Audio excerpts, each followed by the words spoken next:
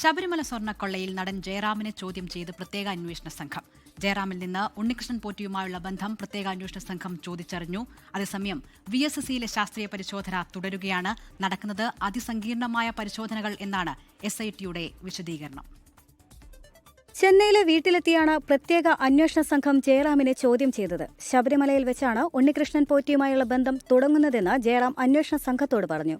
നിരവധി തവണ പൂജകൾക്കായി ഉണ്ണികൃഷ്ണൻ പോറ്റി വീട്ടിലെത്തിയിട്ടുണ്ട്.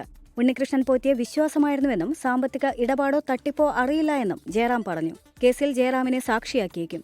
അതേസമയം സ്വർണ്ണക്കൊള്ളക്കേസിൽ കുറ്റപത്രം സമർപ്പിക്കാത്തതിനാൽ പ്രതികൾക്ക് സ്വാഭാവിക ജാമ്യം ലഭിക്കുന്ന സാഹചര്യം SITക്ക് വലിയ സമ്മർദ്ദമാണ് ഉണ്ടാക്കുന്നത്. പക്ഷേ ശബരിമലയിൽ നിന്നും കൊണ്ടുപോയ പാളുകൾ എത്തിയോ എന്നതിൽ ശാസ്ത്രജ്ഞരുടെ മൊഴിയല്ലാതെ മറ്റ് ശാസ്ത്രീയ തെളിവുകളിൽ വ്യക്തതയില്ല. ഇതോടെയാണ് വീണ്ടും പാളുകൾ പരിശോധിക്കാനുള്ള നീക്കം.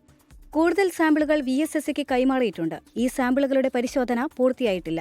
പാളികളുടെ സാമ്പിളുകളുടെ ഡീകോഡിംഗ് തുടരുന്നു എന്നാണ് SIT കേന്ദ്രങ്ങൾ നൽകുന്ന വിവരം. നടക്കുന്നത് അതിസങ്കീർണമായ പരിശോധനകളാണ്.